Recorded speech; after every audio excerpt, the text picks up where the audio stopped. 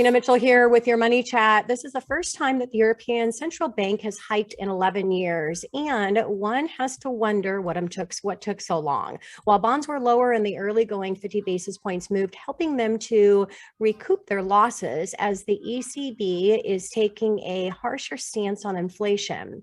It still should be noted that since the ECB went negative with rates, they are now just getting back to zero versus the level of 1.75%.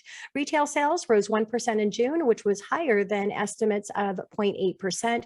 Core retail sales rose 0.8%, which was 0.5% better than expectations, but there was a negative 0.3% revision to the previous month. Because of the increases with this report, it's likely that Q2 GDP estimates get a slight revision higher, but still remain negative. Because of the 9.1 red-hot inflation reading and somewhat resilient retail sales, Fed Governor Waller said that he would consider supporting a larger rate hike July 27th, right around the corner, which would mean 100 basis points. After negative prints seen in 3 out of the four prior months, the July New York Manufacturing Index rebounded to 11.1%, and that was better than the anticipated of a negative 2%.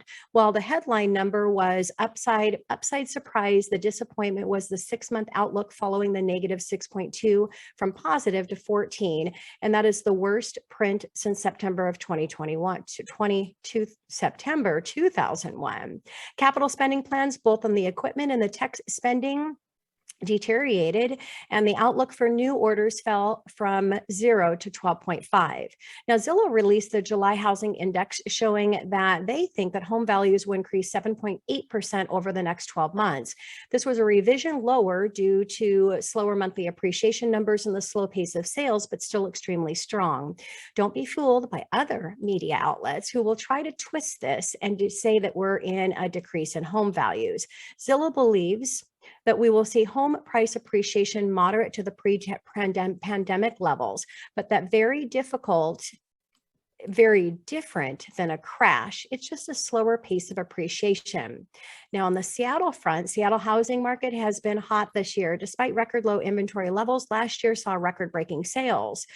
No month had more than a month's supply. By a large industry observers described that a balanced market as with 4 to 6 months supply of inventory. This region has far less than due to which home prices in the Seattle area continue to grow beyond the means of many buyers. The new report from NWMLS shows that the Seattle housing market is now moving towards a more balanced market. The relief for buyers is that the steep price increases that we have seen so far this year continue to slow down in June. The surge of the listings has begun to decrease the rate at which prices have been rising.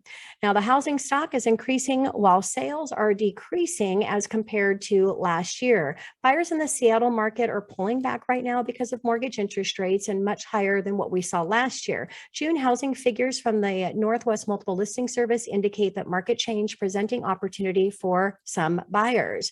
The brokers reported a robust increase in inventory, area wide, double-digit declines in both pending and concluding sales, and low year-over-year price rise since June 2020. They added that 14,223 new listings in single-family homes and condos in inventory in June, up from May when they added 13,075 homes system-wide, and a year ago when they added 13,111 properties to the database. At the end of June, there was more than double the inventory of a year ago, which is a healthy place for the marketplace. Both pending sales, mutually accepted offers, and closed sales declined a year ago. Pending sales during June were down 2.5% from last year, while closed sales also fell 7.2% from a year earlier. Area-wide prices rose about 10.4% from a median price of $589,000 to $650,000. King County had the second highest sales price last month, coming in at $851,000. That represents a 9.1 increase from a year ago, but slightly declined a 3.4 from May's figure of $880,000. Single-family home prices in Seattle jumped 12.3% from June 2021, $890,444 to June 2022 of $1 million.